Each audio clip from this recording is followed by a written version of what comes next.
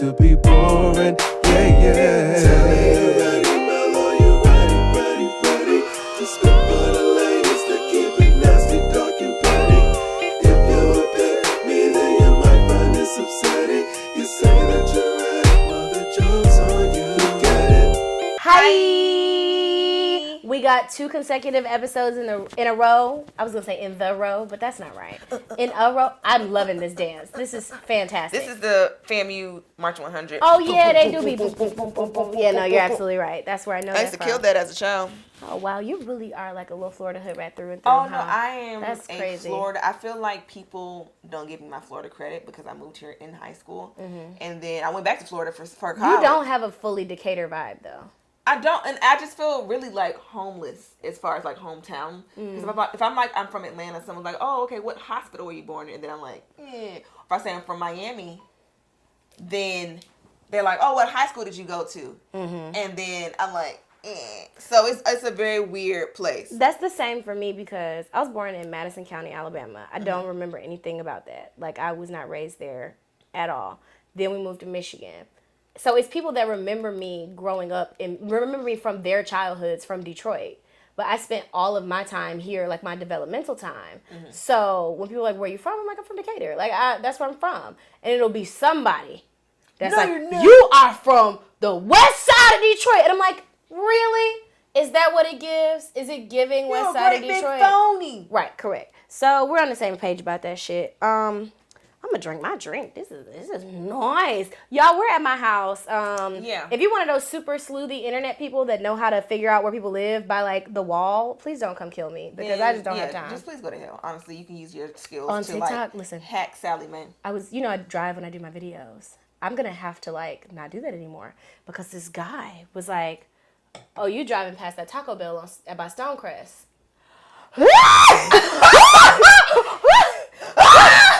No, I've seen a video of a TikTok and it was somebody driving and this guy broke it down. It's like, okay, I can see the tag on this car that's passing by and only certain states have a tag in the front. And by this, I can see a tree in the tag. I saw that nigga. And I was like, y'all niggas is nuts.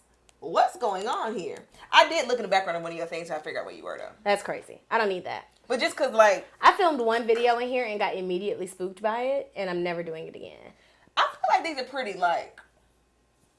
I don't like it. Like, not basic. Just my luck, just like I get regular murdered. walls. Like, I know that windowsill, bitch. Just my luck, I get killed. Exactly No, thank you. I'm straight. Yeah. Well, honestly, at this point, I filmed every inch of my house. Oh, so, you have.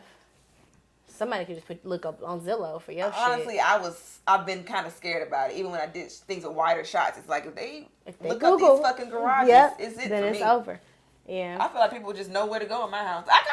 I shoot in angles where you can't see the whole house. I did one video I did a watch and it was like, your house nice. And I was like, oh shit. Never again.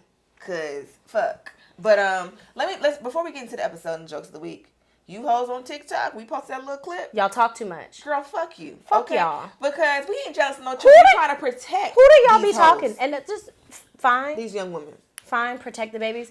People on the internet are so crazy because who do you be talking to?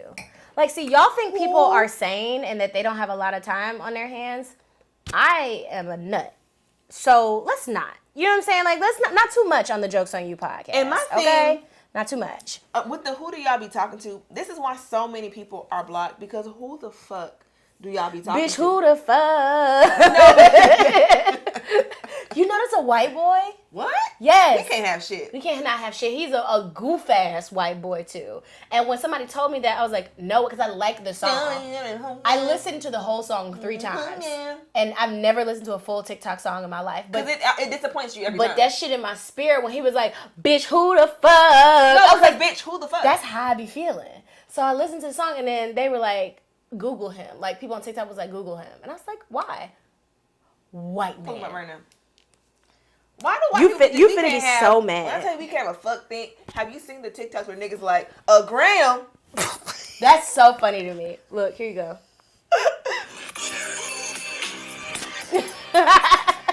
Look, that's that nigga.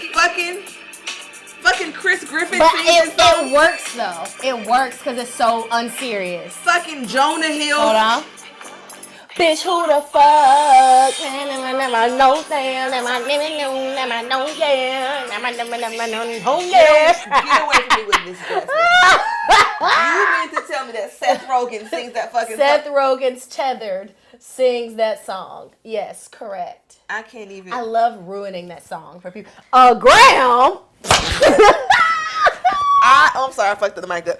I found my flip phone. Titties sitting here. It is titties. My nipple's all the way down here. We're very fine. cleavy. For big titties, my nipple be right up by my collar, bitch. I can't get shit done. Like honestly, I really fuck my titties because sometimes I still look flat chested because it can like really, like they pliable, like they can still squish because they really not that big. They don't hang. I woke up in the middle of the night. My whole right titty was under my arm. The whole thing. I was like, why is my chest hurting? I was laying down. Titties moving. I can't imagine my titties moving. Have you ever woke up with both your titties out of one arm of your tank top? No, my titties do my titties don't move, bro. I will wake up in the middle of the night and you know the bibs that they give you at the seafood restaurant, yes. the boil in the bag That bibs. My tank top be just around my fucking neck. That sounds terrible. Oh no, it really is. Sometimes you'll wake up thinking you're dying because of how your titties are sitting and they're impacting your breath. And you're like, the Lord is calling me home. Honestly, I've been asking for bigger titties my whole life, but to think to just have two big fucking burlap sacks of fucking sand on my chest, it just sounds so like hell. Fucking awful. Like just seeing how big titties just weigh a bitch down, I am so sorry. It's terrible. Like me and my little CBs, they don't move. They sweat though. Oh, I need to call the doctor. I think the doctor thinks I died because I had my consultation for my breast reduction. They're like, perfect, we're gonna do it, and then I got the flu, so they haven't heard from me, and so they like, did her titties kill her? If she did, so I have to call back. I need to call back up there tomorrow. But Death by titty. Yeah, death by titty. I'm still getting. That's not a bad way to go. I don't really like big titties on girls. Like as a gay, I don't like big, huge, giant titties because it's too much. I brought the titties with me. I got titties. I bought the titties over here, so it's no need for you to also have titties. I think that's maybe why I've just, aside from like trauma, I can't really do a thick poppy because like if a man has titties, they probably bigger than mine. I cannot do like a super thick dude because I like ass and I like titties just in general, and it's no different because you're a boy. I'm finna suck these titties. Sorry.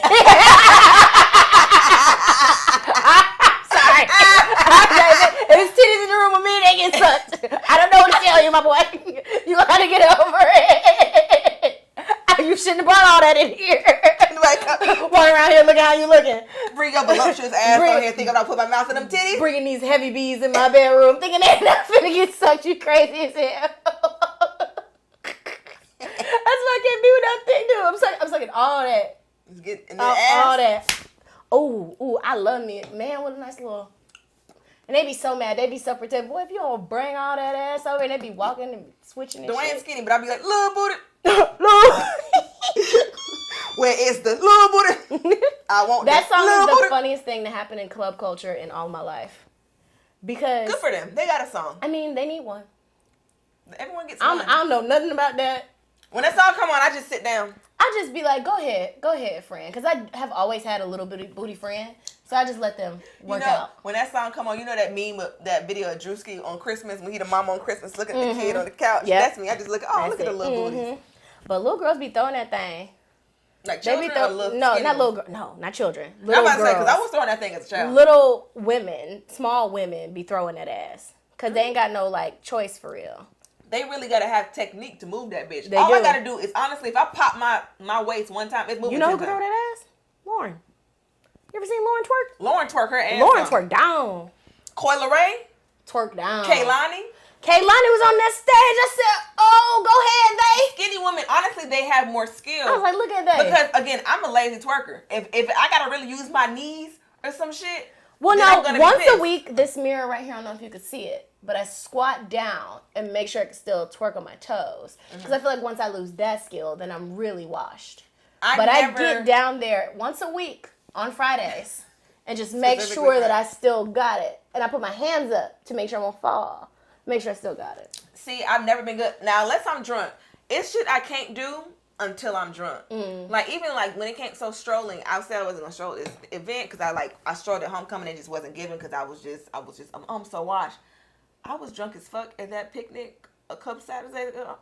I can't even talk. Losing your mind. Bitch, I strolled them kids the fuck. And I was like, oh no, y'all got it. I ain't gonna go. I saw profiles older than me, and I was like, let me show these heifers house. Go ahead.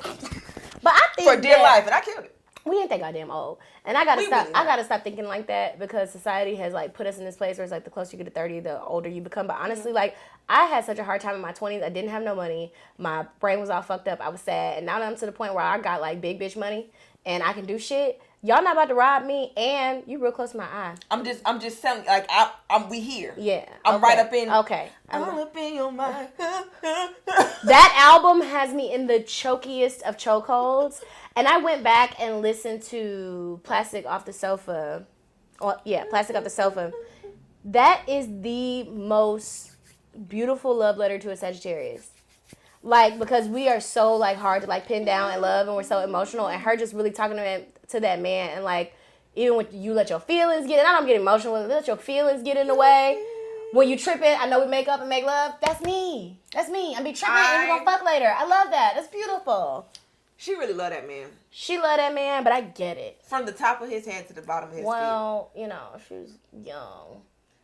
If we want to She was young. But it's just like, I'm gonna get you out of there. She's too far gone. Our sister's gone. She let that man down. Can I say this? I said it on Twitter. People acted like I was crazy. I'm not deleting the tweet. I got a lot of DMs saying I was online. Who? Jay-Z got that wham? Jay-Z is probably an absolute fucking head monster. Because any song that she has where she is singing about getting cunnilingus from this man, she is singing it from the depths of her goddamn soul. Sean Carter is chewing. He's an eater. He a real eater. He gotta be. He gotta be. The way she be singing about getting head from this nigga.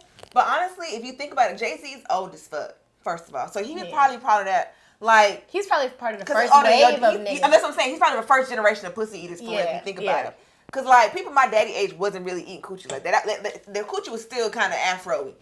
But, like, them 60s babies going into the 70s. Eating pussy. They was eating pussy in the 80s. That's when it really first hit the streets like that. Outside of, like, porn and just real deviants.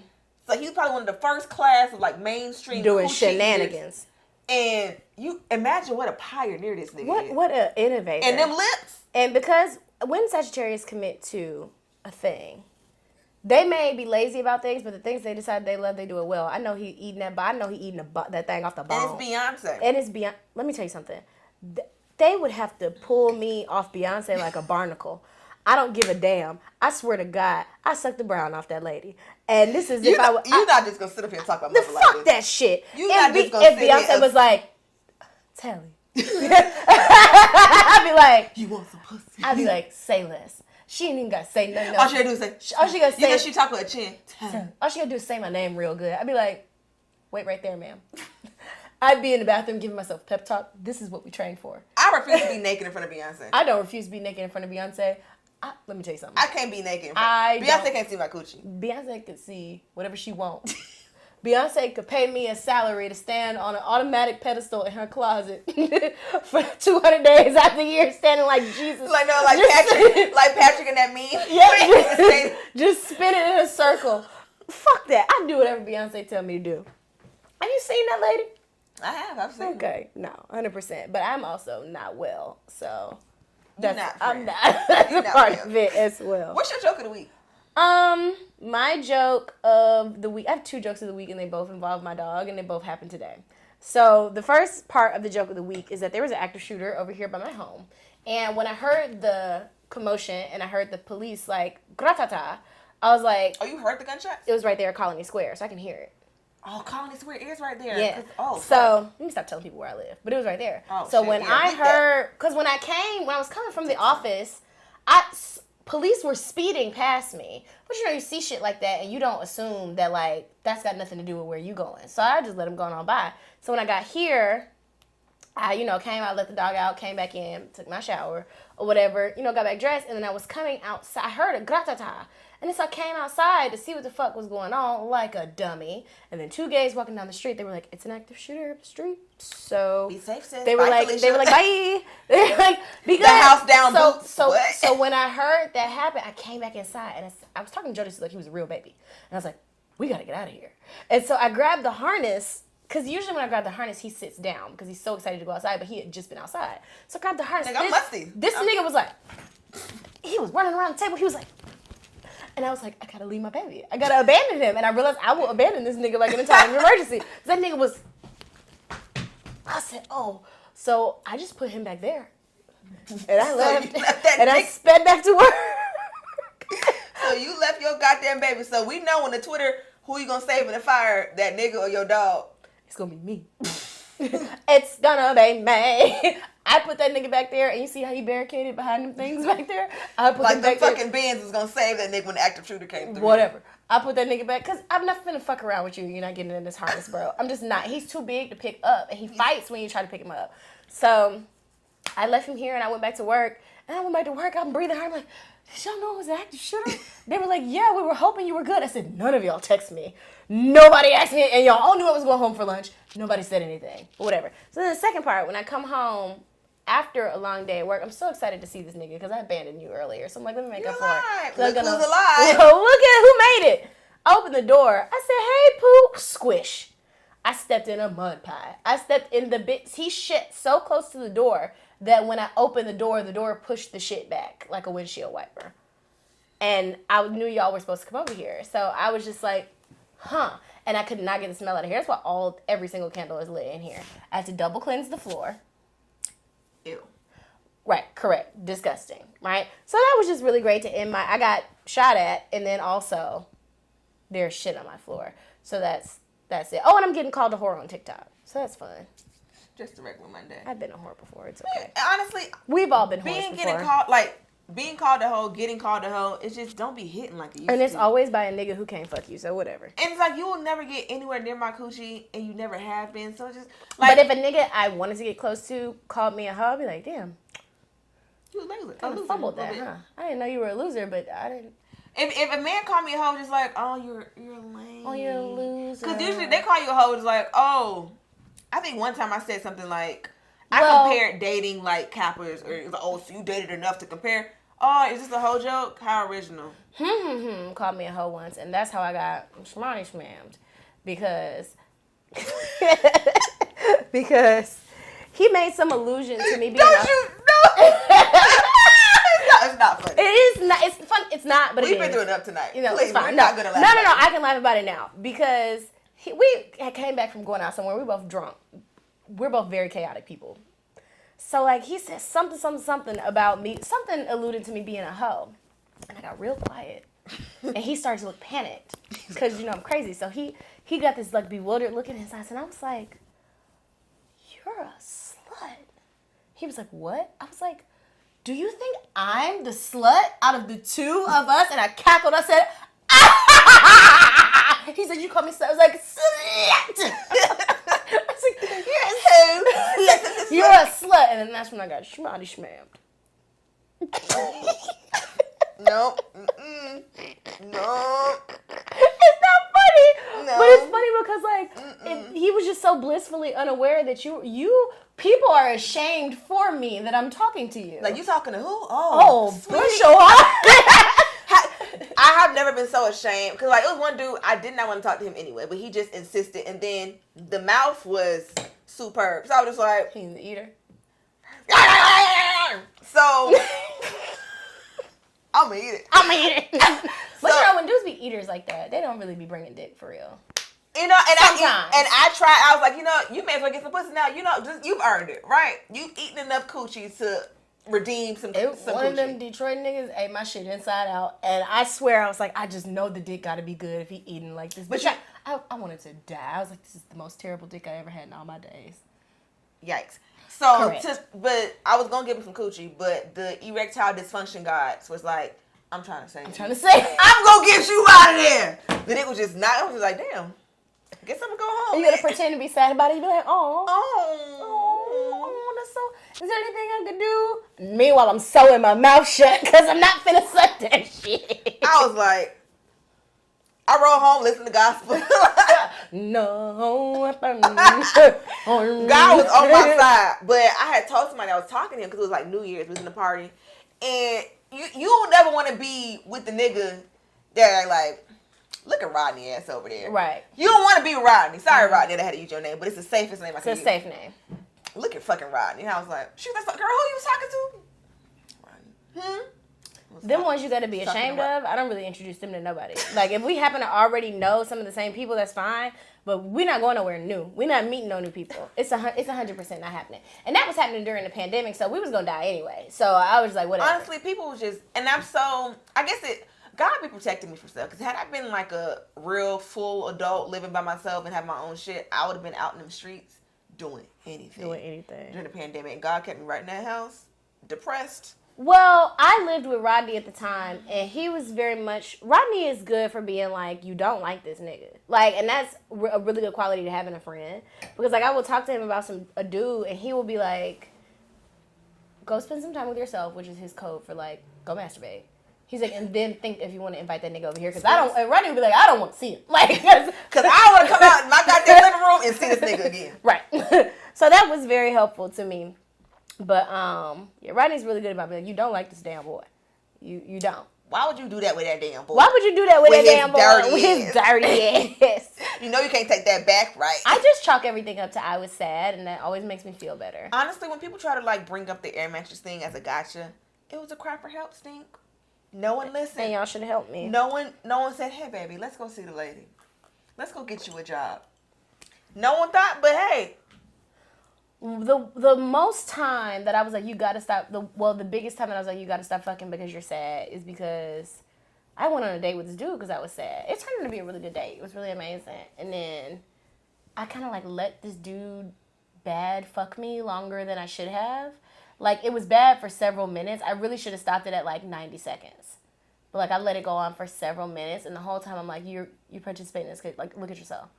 Like, Get yourself together. Why are we in this position, friend?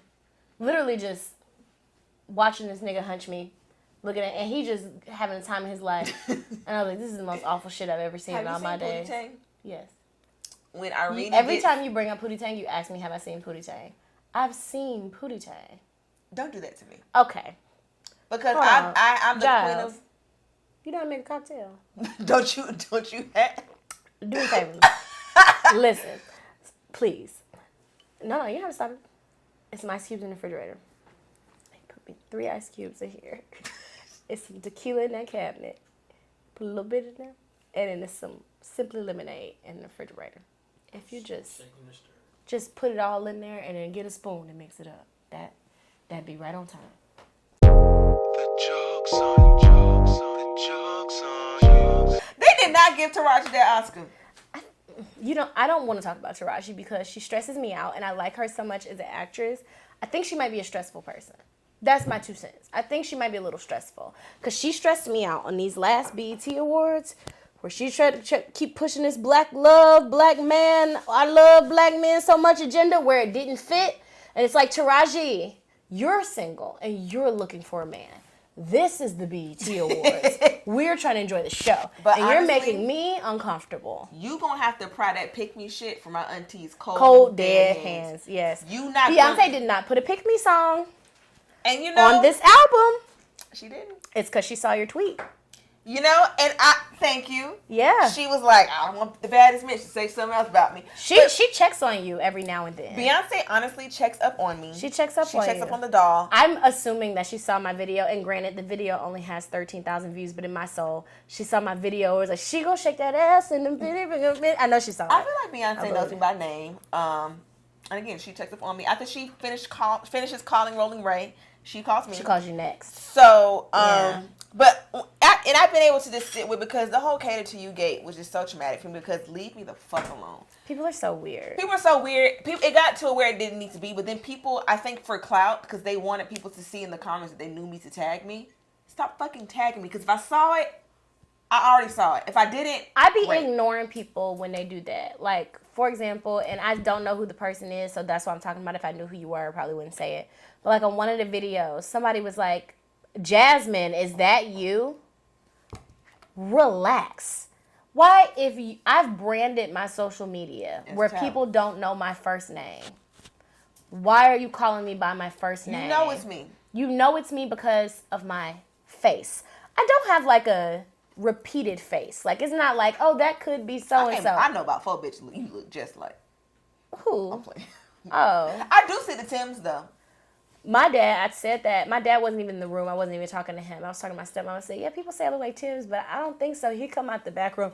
You don't look like no damn Tim's. And I was like, is it because she's prettier than me? Because how do you know who Tim's look like? You are that. My father is a whore who dates young women. He knows who Tim's is. He got to stay up on this whole young hoe flashcard. Tim's, Now, who is Tim's? Kaylani. This nigga had 2 chains on. Oh, God. The last time I saw him, I was just like, you're disgusting. 2 chains. You're disgusting. I often think about how my dad would be in 2022. Not in a dark, my daddy did kind of way. Your dad would be going to, like, Michael Todd, like, conferences. He wasn't that lame. I wasn't calling your daddy a lame. No. Oh. No, I'm saying he wouldn't be like, he would be trying to be Michael Todd. Okay. And it's going to be like, hey, Mike, let me tell you something. You going to get off this treadmill on this stage, you 66. Because you look crazy. You look insane. Mm-hmm. How you bring it on in the camera? We get first class service here on Jokes on You. I sure appreciate that. Thank you. He would be trying to go viral. And You're so sweet. Was it a lime in there? It was. Oh, okay. You know better than me. He would be trying to keep up with the Joneses too bad. I feel like he would probably have a Chrome Hearts outfit on. And I'd be like, hey, we not wearing My father has taken a turn that I did not anticipate. But it is interesting to watch. It is a funny thing to watch because when we were at my grandmother's birthday, first of all, my dad is very like, I don't let these bitches, like, you know, I don't trust these hoes, like shit like that. He's in matching shades of canary yellow with this young lady at my grandmother's house. This is the purse young lady. Yes. Mind you, this is my grandmother's house, so I came dressed conservatively because I wasn't raised in a fucking manger. Like, I know how to dress around old people. She had on some whole shit in canary? She had on a dress that had her under titty out at my grandmother's home.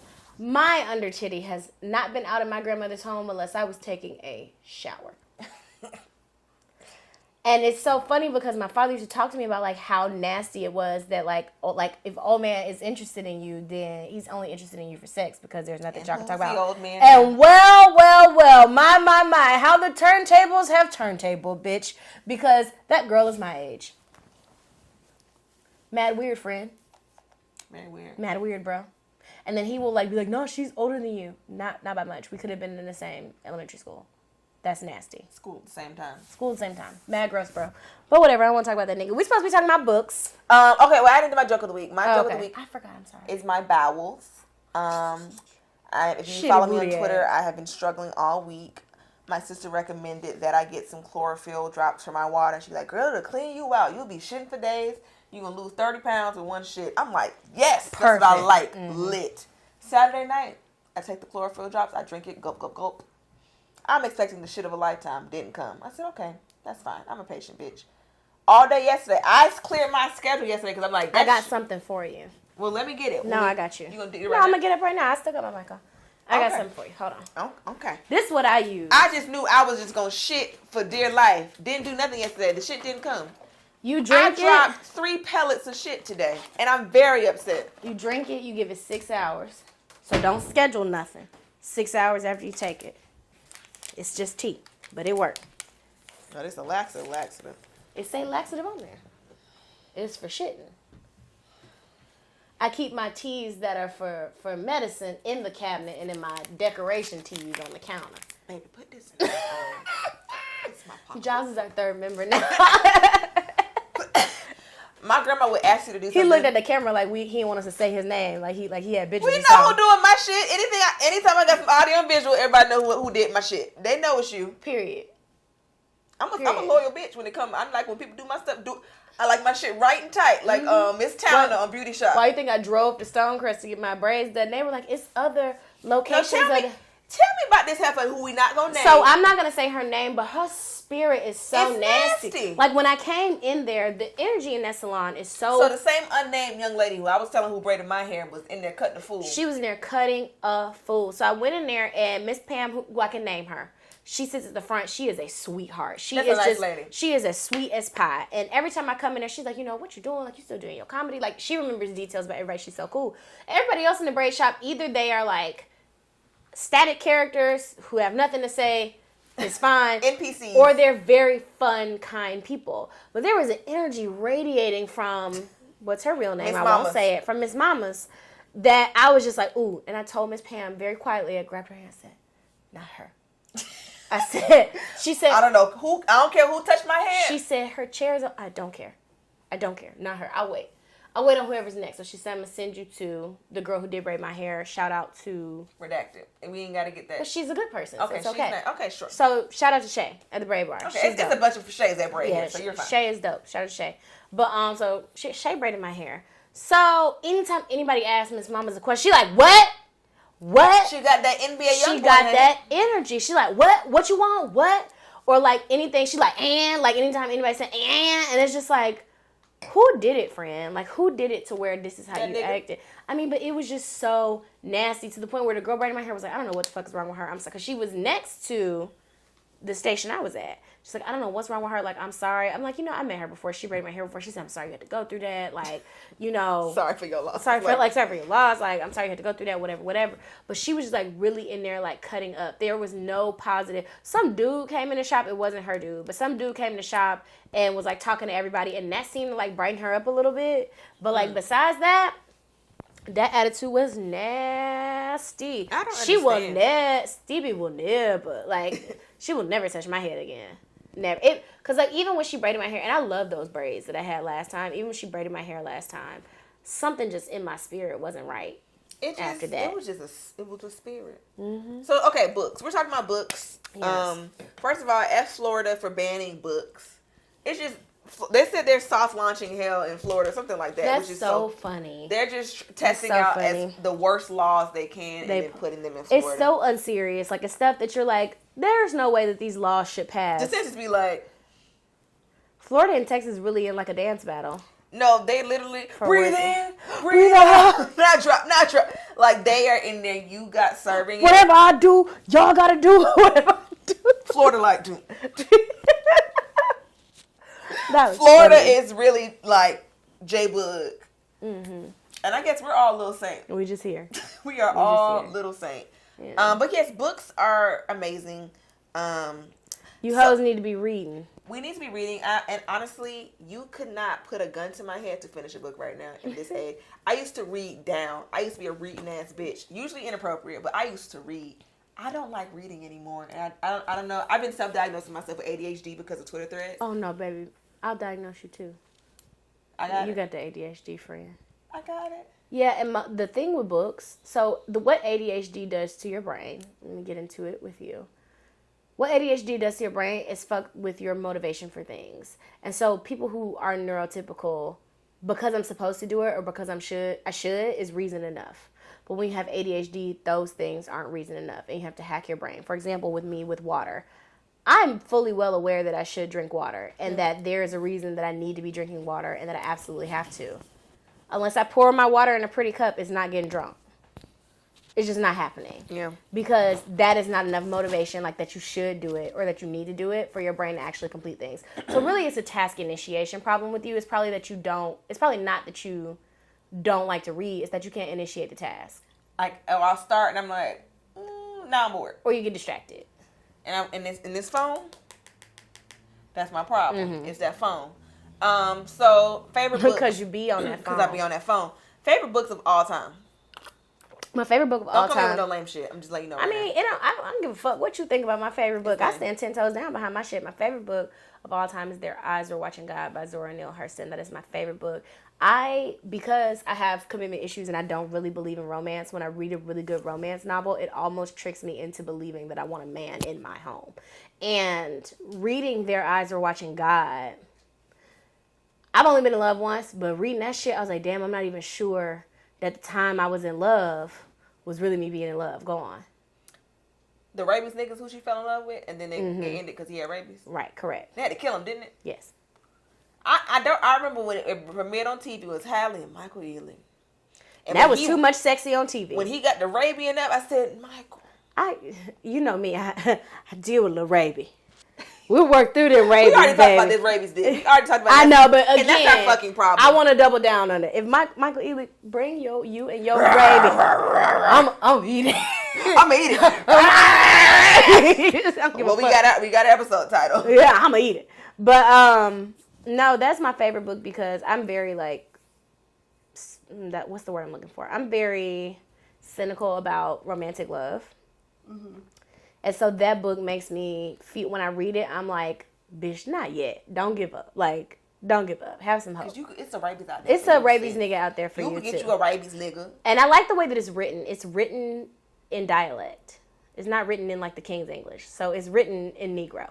So when you read it, you're reading it. That's my next point. Go ahead. Yeah, it's kind of like slavey because of the time that it was written. Like, it feels slavey. But once you really get into the groove of reading it, you're like, this was written for black folks to read. So I really enjoy that book. And it tells the story of niggas she was with before she was with the nigga she fell in love with. And I really resonate with that. So that's my favorite book. I have a couple favorite books. One of my all-time favorite books is this book called, and this is when you used to just go to the library and just find a book and read that. You have a library card now? Hell no. Go get you one. For what? That library over by my old apartment is chef's kiss. It's fantastic. Fuck library. No, not fuck libraries. Obviously, no. But, like, I'm just not that girl anymore. But, like, middle school, I was like, give me something to read. It's also, they incentivized it, too. Mm-hmm. But it's this book called, like, Sisters on the Home Front. It's a very ghetto little book. But it was, like, it was around that era, like, the Fly Girl era. This is currently your favorite book. I'm just thinking of all time. I haven't read a new book. I read Issa's Awkward Black Girl, like, 3-4 years ago. Mm-hmm. That was, like, the first book I was able to finish, because I was just obsessed with this bitch. But, like, I can't tell you a book that I read for fun that wasn't, like... Well, I loved reading. I didn't have a TV in my room, because I was always in trouble. So, I was always on punishment. They never put a TV in my room because of my history of being in trouble. They were like, we're going to buy this TV for this girl, and we're going to have to take it out of here. So, we're just not doing it. So, reading was, like, the only thing that I could, like, really do that I had, like, control over. And I think also for me, the librarian at my middle school was my stepmom's soror. Mm-hmm. And she was like, I don't know what y'all call them, but she was like higher up in the chapter. So like at the time. What'd I do? You got, I'm just like, have not you been sororitized? Do you know what the fuck I'm talking like, about? I don't know what you call it. I was like, go away. Oh, no, I'm just saying, I don't know what she was like in the ranks, like of the important people in the chapter. Like, I don't know if it's called being on the board. I don't know what the fuck's going on. Like the executive board. Sure, whatever. But she was one of those. That's everybody call it that. I don't know, baby. I don't know nothing about that. I also didn't finish my statement about my book. I'm sorry. Go ahead. Spiel. I'm sorry. I'll finish in a second. You're right. I shouldn't have done that. So anyway, it was a ghetto story about this girl from New York who was 14 and had a baby. So I see a teenage girl with a baby. I'm like, oh, this ghetto. Let me read it.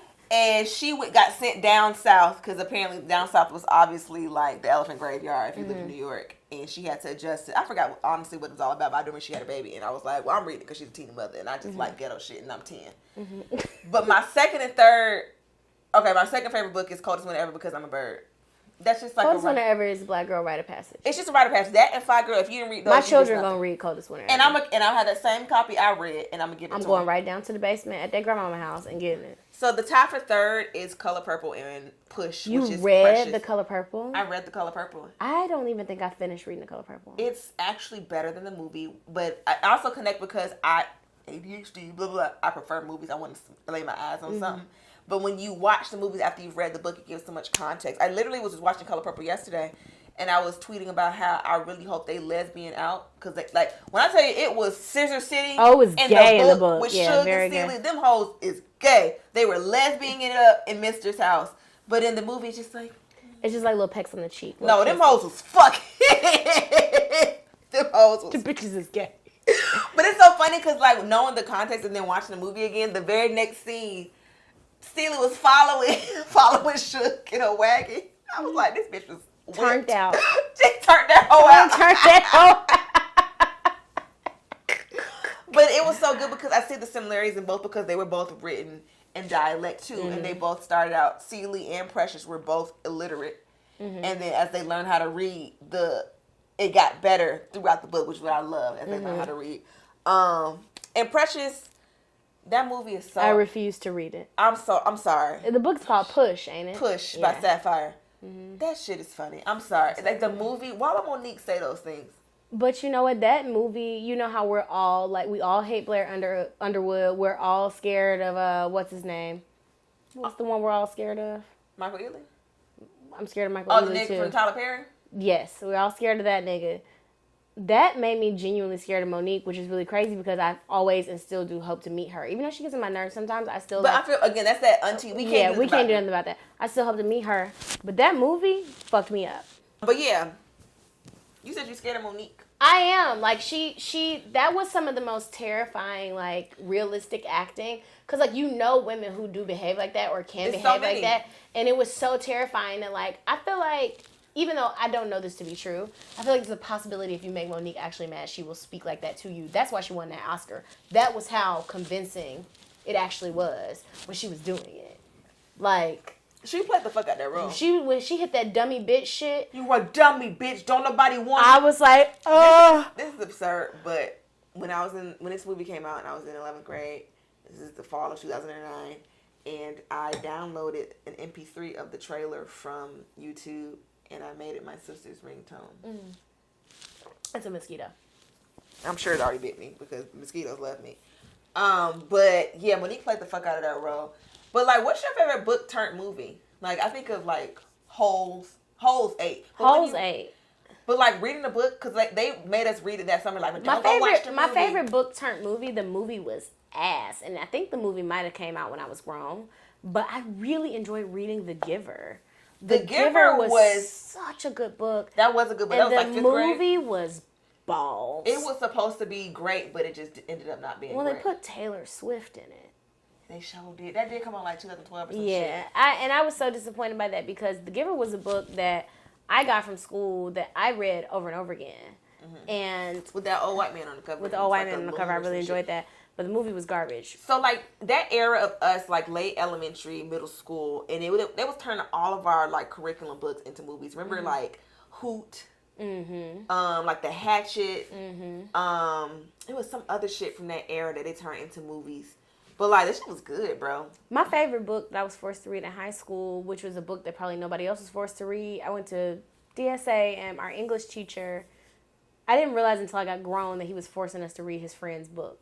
Like, his friend wrote a book, and I think he was just like, I'm going to sign it to my kids. It was a book called The Girl Who Stopped Swimming, and it was a really fantastic book. It was really good. And I'm like, your friend is talented. I didn't realize they were friends until it was on the back end. Like, good ass book. Then we read some other book by this author named Hollis Gillespie. I'll never forget it because she, in her foreword of her book, said she used to go sit and write at the local on Ponce, the bar, the local on Ponce. And so I was like, when I get grown, I'm going to go sit and write at the local. I never knew I would be sitting there writing jokes. I thought I would be sitting there writing books. But I went and sat in there one day to write jokes. And I was like, this is the perfect bar to write. She was absolutely correct. I won't be able to focus in a bar. I write in bars all the time because I like to people watch. I specifically like to watch couples because they're terrible. But I like to sit and write in bars and write about things. Yeah, that would be like walking inspiration. I might try that one time. I'm trying to, so I have Hell Yeah next week, and Hell Yeah always beats my ass because the audience is like people our age. We don't have no kind of comedy etiquette, and they're just sitting and stare no matter how funny it is. And I did Uptown last week. How was that? And it was kind of okay. Like, I give myself like a B-, like, and I hate when people actually finally come to my show and then it be lame. And I had a high school friend come and had like another friend from high school I had not seen since graduation. And like, this was like, we was not like rivals. We didn't dislike each other, but it's kind of, we was always being put against each other. So it's just like, damn, now I gotta like show out. And it didn't give my best, and like, oh my God, like, now I'm embarrassed. Like, oh my God, this bitch not telling good jokes for real. Oh my God, like, people wasn't laughing. But it was also like how late it is now and how tired we are. That's how late the show was. Like, I got off stage and it was like midnight. So I was just like, oh my God. And then I was talking to Randy before the show. She was like, you need to talk your shit how you talk on the podcast on stage. Because like, my jokes are very, you know how I am about my jokes. Like, I follow the script. I'm saying this joke, then I'm saying this joke. I'm going to segue and transition with this joke. She was like, you just need to get on stage and be yourself and talk your shit. And I was like, you're right, but I don't even know where to start. 'Cause I really don't even get to my man-hating bag or like my soapbox bag on stage. I often talk about how disappointing men are when I go on stage. Yeah, like, I really need to get into that. But I try not to center my comedy around men because they don't deserve it. I'm trying to like pull away from that. I've recently been talking a lot about like getting older. I do this joke about Harriet Tubman that I really like. Yeah, it's funny. But it's kind of hard to tell it in front of white people because I don't like when white people laugh too hard at slave stuff. I don't like that. Like, honestly, I had to wean myself off of saying nigga because it just rolled off the tongue because I can say it because I'm a Negro. But then, like, I'll say a joke with nigga and they laugh and it's just like, because your brain just processed nigga and then laughed. Right. I don't like it. What's going on there? Yeah. Whitey. You know what I'm saying? So I just have to. White man. Yeah, white sir. But yeah, so back to books. Have you ever written? I didn't even look at. I'm not even gonna lie to you. Girl, look at this I didn't outline look at that shit. you done asked me. I'm just vibing, but I was asking, have you ever wrote a book? I started writing a book called How to Keep Men from Ruining Your Life, and I think I am going to complete it. And if I were to ever write a book, it would be that about my kind of like dating history, and I would write like a chapter for each person, like men, women, talk about everybody. The book would be about how terrible men are, though. I'll go to the book tour and signing. No, it'd be great. I think that. So what I love about my dating history, as much as I hate men and as disappointing they are, I really didn't run into the world's most terrible men. It's just, it shows that good men can also be like Still not be terrible. qualified to be your partner, and that they can also be terrible. So I think that would be an interesting thing, because I was thinking about something the other day about how I think women will often marry the not terrible guy because he's not terrible. But it's like, he's not terrible, but he's also not good. And I don't think we get there. Because it's like, when you talk about your man, just like oftentimes you'll ask men like what they like about their partners, and it'll all be service-oriented things. She does, yeah. Think that she does for him. But oftentimes when you ask women why they like a man, it'll be things that they don't do. And then when you get around to don't them, hit me. He don't cheat. He don't. Right. But it's like, what does he do? And it's normally nothing. And I think that I have been with so many of those men where it's like, they're not violent. You know what I'm saying? Like, they don't really lie. You know what I'm saying? Or they don't really cheat or like whatever. Vanessa Fraction has a joke about the at least with a man. When you have an at least, like, at least he got a job, at least he don't. And I think that's so funny, because if you think of those at least, and these niggas just get away with just get by. But men who can check off those lists of don'ts, they often stop there because that's the caliber. And that's how all men are able to benefit from misogyny. Because if everybody punches bitches in the face, like, hey, I'm not punching bitches. I'm also not doing shit else, but I'm not punching bitches. You're also really mean. I had to tell my ex that once, because we had a similar conversation. He was like, well, I don't. I was like, but you're generally, like, straight up, you're not nice. Like, you're not a nice person. But they've overvalued the fact that they're not violent or the fact they don't cheat. And it's like, yeah, that's kind of like bare minimum. Like, you're not supposed to punch me in the face and you're not supposed to fuck other bitches if that's what we agreed to. I feel like that's just fair. Because if I, as a woman, marketed myself, well, I don't punch niggas in the face and I don't cheat, men will be like, like, what? Like, why are we talking about that? Yeah. Were you going to punch? That'd be men. Were you going to hit me in my... Yeah. I was. Yeah, and then it. even with, like you said, when women are described, and what's so great about them, men will describe all the mule-ass shit that they do. And I also hate that men put so much emphasis on cooking, like that's the only thing a woman can do for a man. That's so weird to me. Well, it's... this episode is not about men, but like... We always get here because everything ties into men being terrible. Yeah, I think, especially, and I can only speak for the black community because I don't date outside of my race, at least not at this point in my life, and I probably won't. But like, black men are often looking for the pieces of the pieces of their mother that they enjoyed while diluting the parts that made them feel out of control. So if their mom cooked or they really enjoyed their mom's food or their mom kept a clean house or whatever the fuck, they look for that. But if their mom was loud or if their mom liked to argue or those things that made them feel small or made them feel out of control, they're looking for a version of their mother without those things. And that also sucks their dick.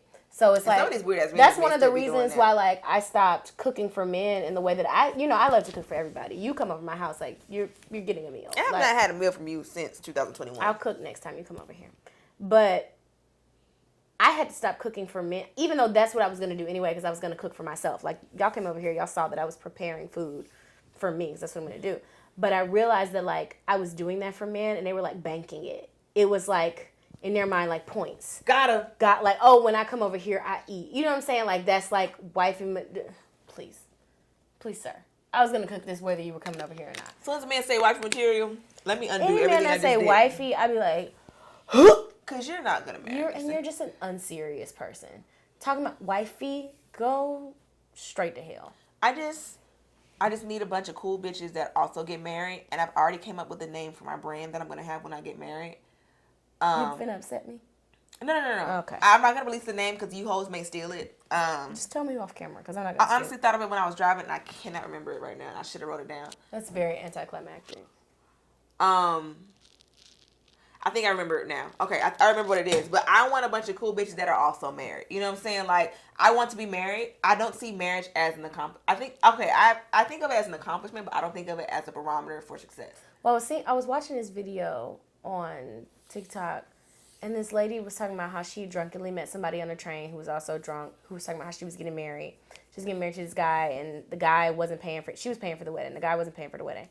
And she was talking about how, like, she really didn't want his opinion, like, about stuff because he wasn't paying for the wedding. And the girl who made the video seemed a lot like me, like, to ask inappropriate probing questions and to make the room really uncomfortable. Mm-hmm. So after having this conversation with this lady, she was kind of like, it sounds like you just want to be celebrated. It sounds like you just want to be married. It sounds like it doesn't really have to be him.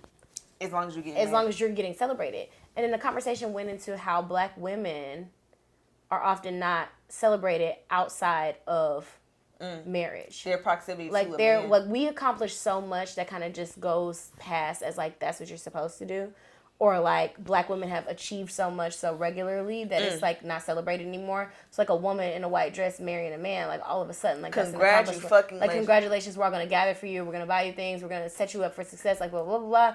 But all these other accomplishments, nah. You know what I'm saying? And I think about that with myself often because, like, realistically speaking, I don't necessarily care. Do I want to be married? I would like to be married to the right person. But in the grand scheme of things, it don't make me. It's no skin off my ass whether I'm married or not because I don't believe in these niggas.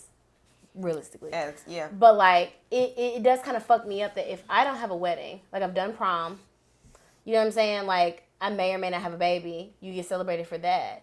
Yeah. But, like, outside of prom...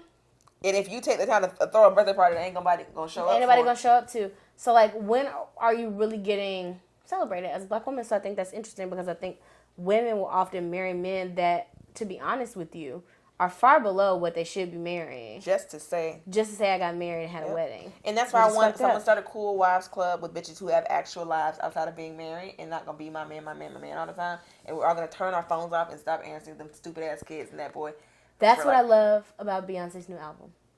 She left him at home visibly. He was in the studio, but we had to hear his voice. And then there's a part on Move when the transition happens where the song goes from being like super aggressive and it gets like very melodic before it goes into the Drake song. And she goes, and I'm not trying to like sing, I don't care to sing for these people. I just can't help that I sound nice. But she goes, find me, I don't need to call him, I don't need no phone, yeah, me, you know me, I'm vibing, and it's like, we listen to you drag this nigga everywhere the past 6 or 7 albums. You would not leave him home. We're hearing the lyrics, find me, I don't need to call him, I don't need no phone, growth. This is the first album without that nigga. This is the first, it's not, he wasn't on 4. He wasn't on 4. Or I Am, Sasha Fierce. One of those. Actually, he wasn't on neither of them. Yeah. He was on the second one. But he was also actively cheating on her during those times. So you don't get to be on the album. You don't get to be on the album, bitch. Fuck you, Sean. But anyway, so I have written 2 books. Where are they? They're in my home. Say their on names. My bookshelf. They are, you're going to laugh. I don't want to tell you the name. I'm excited. So my elementary school, for the 3rd and 4th graders, had a program where we were able to write our own books and they would publish them. We would write them in an erasable pen and turn them in and illustrate them. And I'm a little drunk, so this is funny. Go on. And they would print them out for us, and we have bound actual books. What's the name of the book, Melanie? No, because y'all gonna laugh. Tell me. So they exist in the multiverse. They are related. You fucking goober. The first one is fucking dweeb. Named Sporty Locks and the 3 Hairs.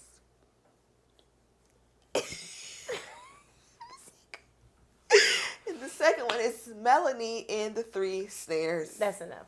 I didn't even know that about you. Moving on. So the first one is a retelling of Goldilocks, obviously, and the 3 Bears.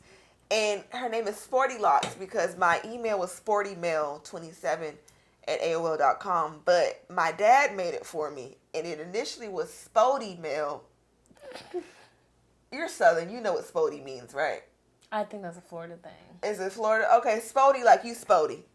My dad, because my father was making my email. He was like, yeah, mail you Spody. What does Spody mean?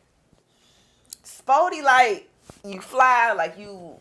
Like sporty. No, like Spody. But it's saying sporty. I can't even explain it.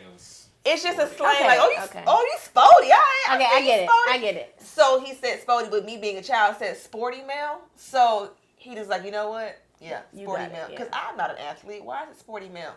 But that's how we got Sporty Mail. So then Sporty Mail turned into Sporty Locks and the 3 hairs. That's so And funny. it was just me plagiarizing Goldilocks and the 3 bears. And then Melanie and the 3 hairs. I mean, the 3 snares, excuse me. Don't you fucking cry laughing. I'm trying not It's to about me falling asleep in music class and meeting a family of snare drums. The adventure. Okay. That is so...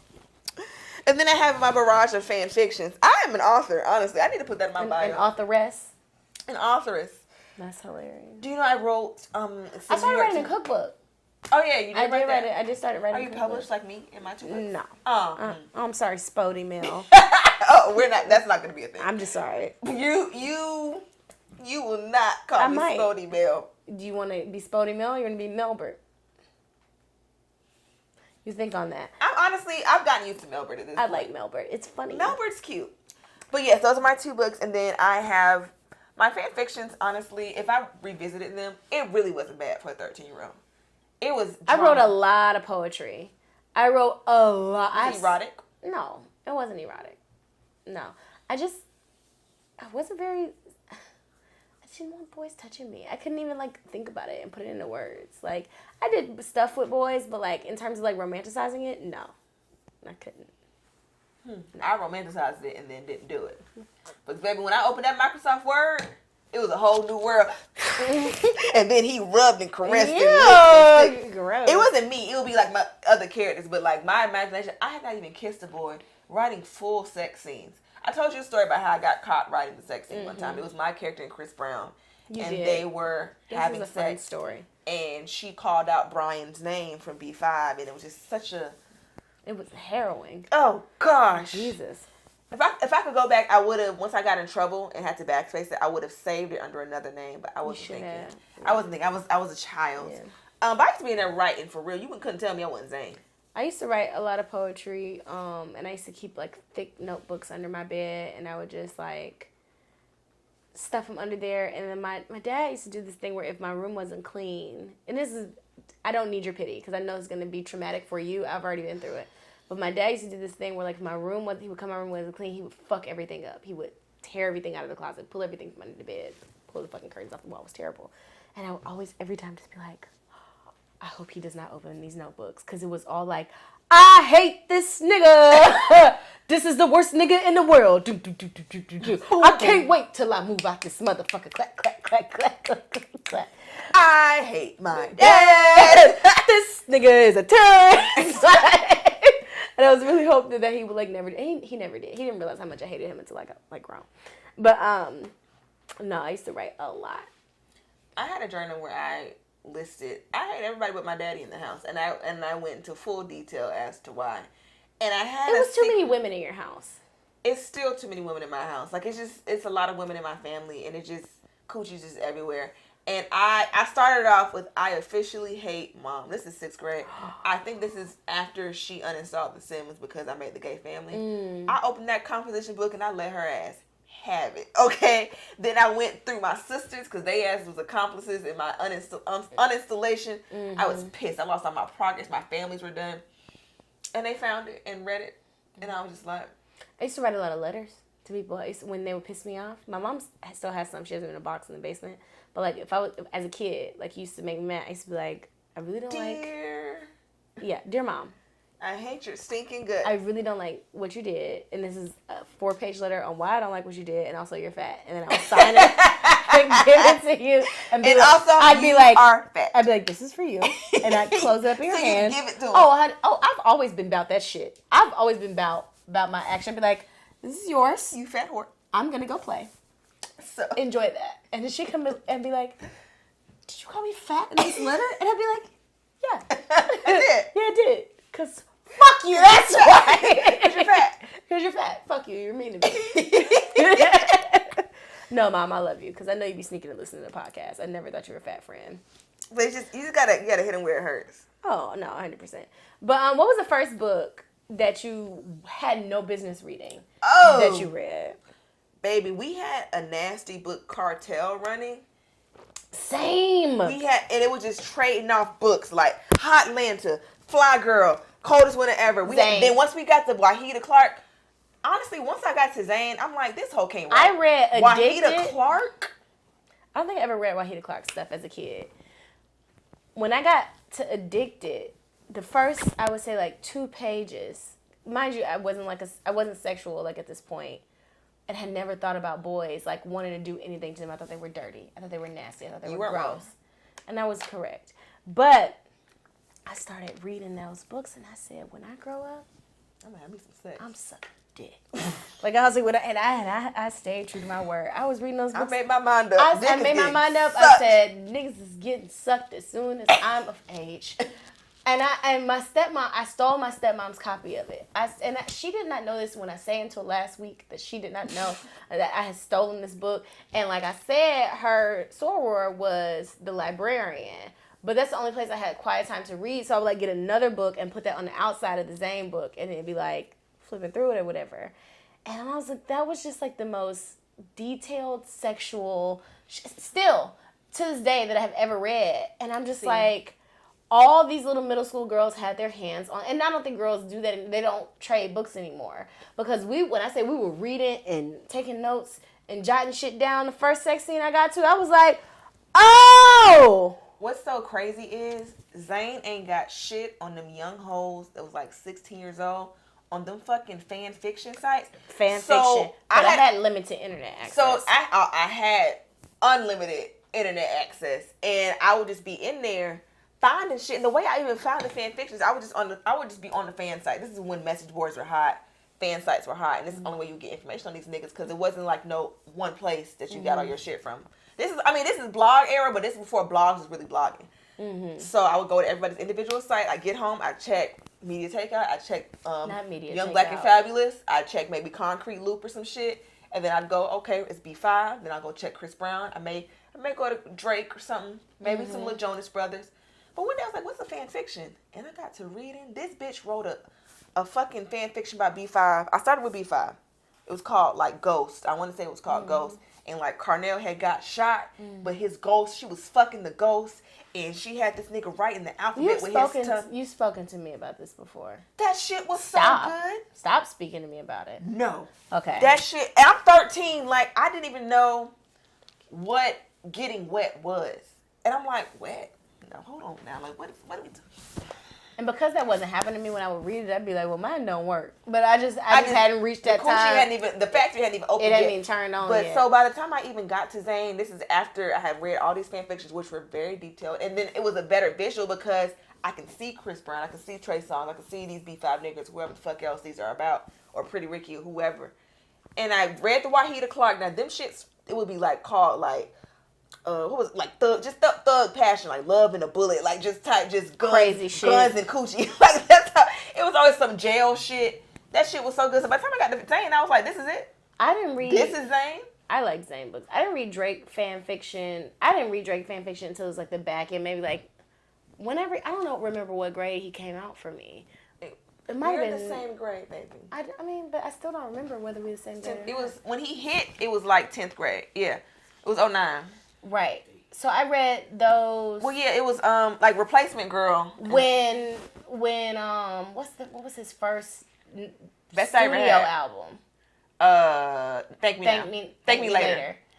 Because I had already been a what was the Doing brand new. What mixtape was that? That's So on? Far Gone. So Far Gone came out, and I was like, that's gonna be my boyfriend. Yeah, because that's he 09. wasn't so much older than me. Because I was like, in my mind, I'll graduate high school. I know it'll be fine because my ass is fat. I was still goofy in the face, but I was like, I've seen my mom. I met my dad. I know what I'm gonna look like in a couple years. It's gonna be great. We can do this. So my plan was like to get out of high school and be Drake's girlfriend. Sure. Right, but then I realized I really don't like light skinned niggas with no facial hair.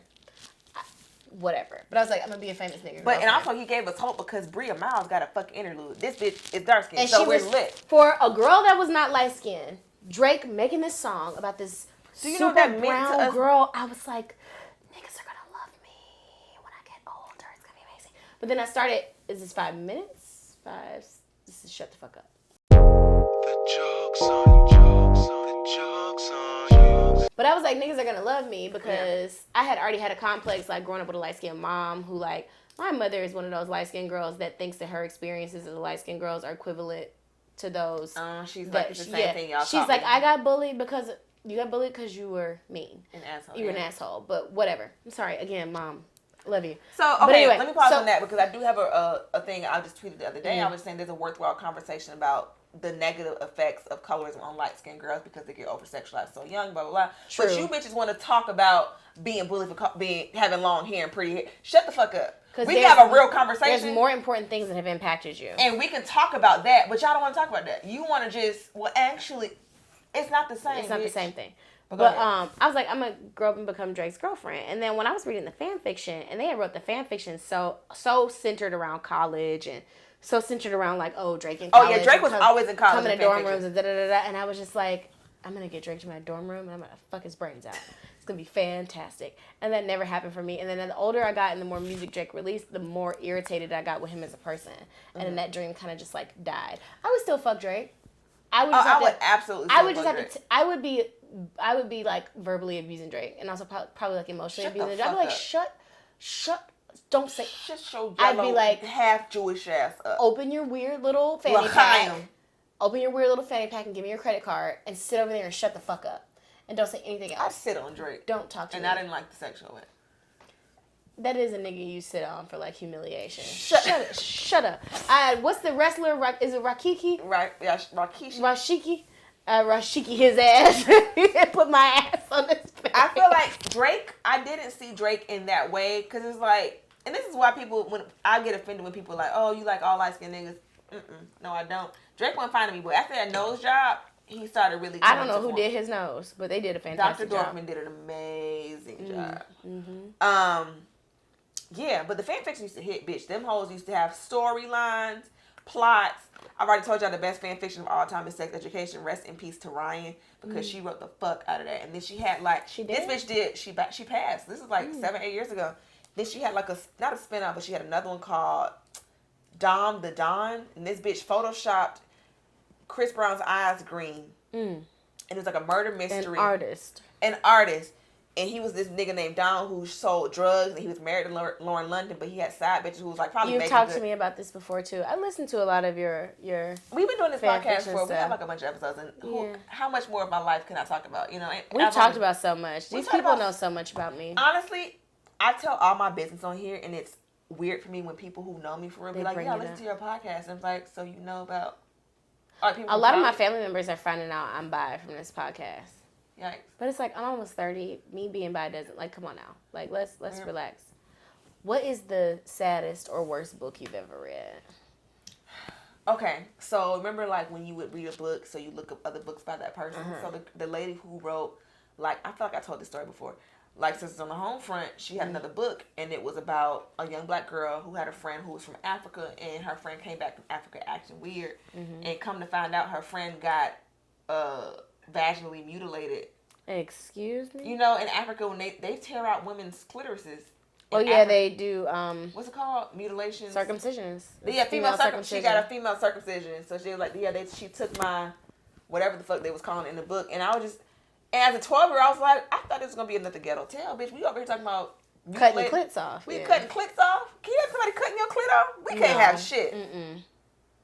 Because why can't I have that? My coochie kind of weird looking because so my coochie looks You like. got to go through a lot to find my clit. So good luck. Yeah, my coochie kind of look like Homer Simpson a little bit, so you really got to open them hot dog buns to get to it. That's disgusting. Don't you ever say no shit like that to me ever again in your life. Mine, it's like... Didn't I just tell you It's stop? like clothes. I feel like I tell you stop.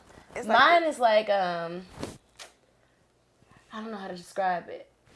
Mine is like, I don't know, man. You got to do a lot of digging to find my clit. I have a very heavy clitoral hood. So like, I don't have a hood. I have a hood. So dudes just be down there sucking hood, and I'm like, pop that bitch, bruh.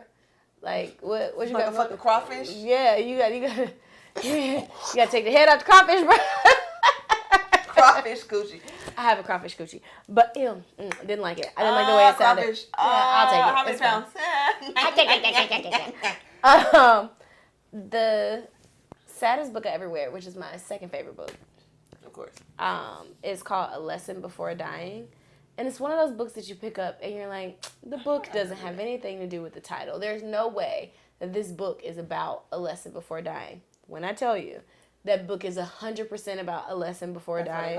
And it's so sad and there's no relief. And I tend to really enjoy art where there's no relief. It's from the time that you open the foreword to the time that you read the pull quotes in the back of the book, there's no relief from the sadness, and it's awful and fabulous at the same time. The book is by Ernest Gaines.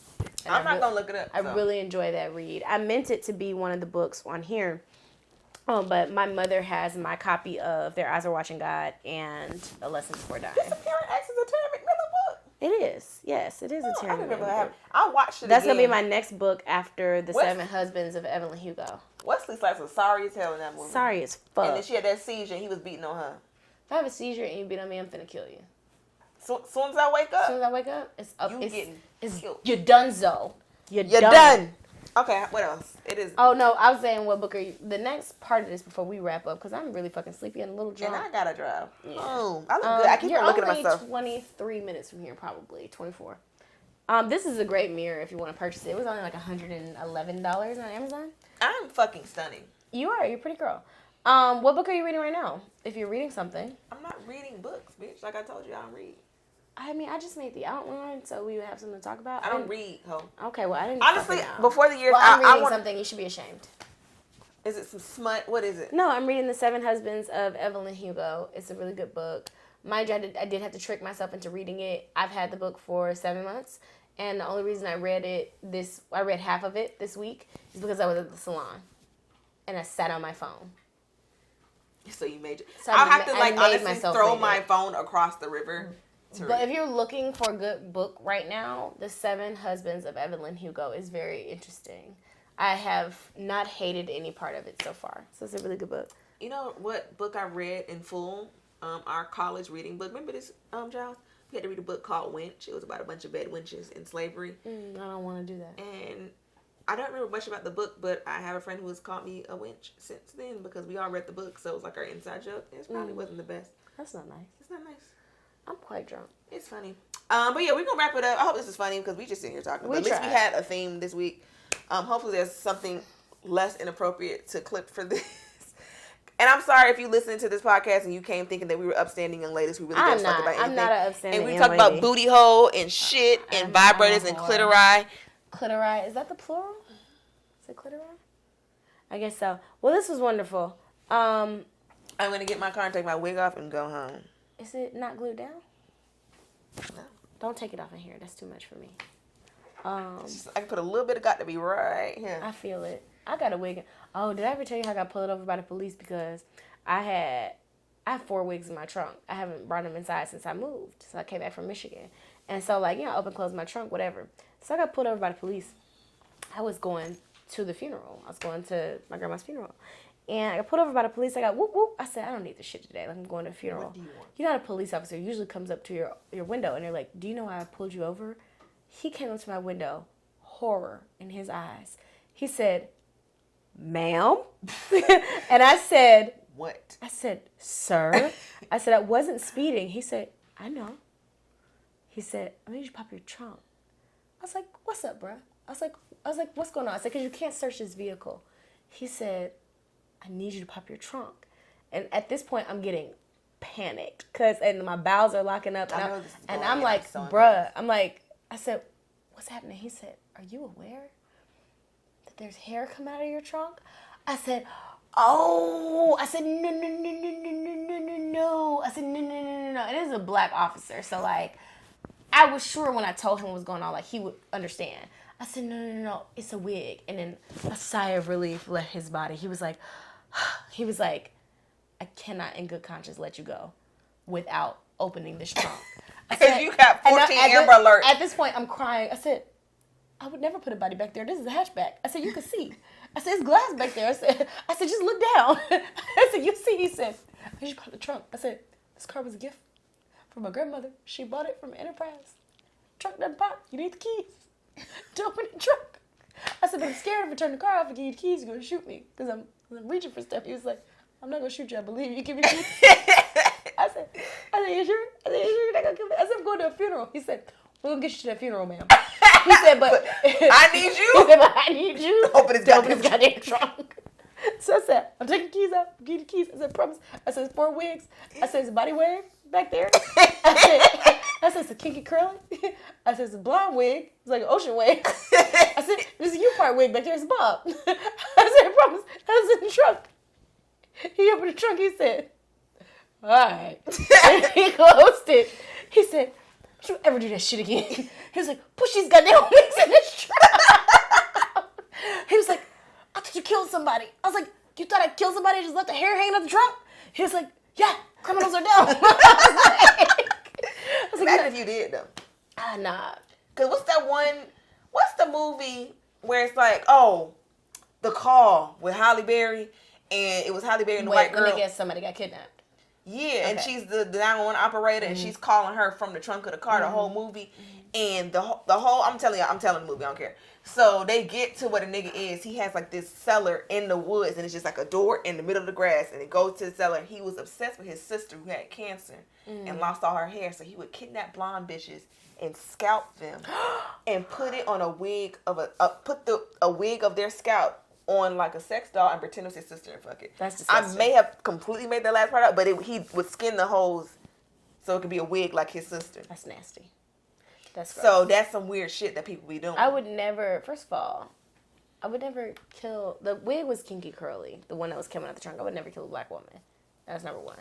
Number two, I've got a hatchback. That's not a good way. I'd be better off putting the body on the floor in the back seat than in my trunk.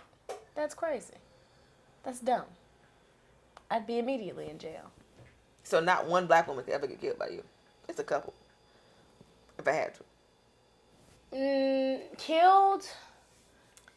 It's a couple of bitches I would beat within the inch of their life. Killed, nah. Not unless they're trying to kill me. Nah, I don't think I could kill a woman, which is not good. I need to be comfortable with that. But like, I don't think I could. I could definitely kill a man. I'd take one of these niggas out and sleep like a baby. I would not lose a wink of sleep. I won't lose a wink. I won't lose a wink of sleep. Like, killing you is so easy. And it's just. And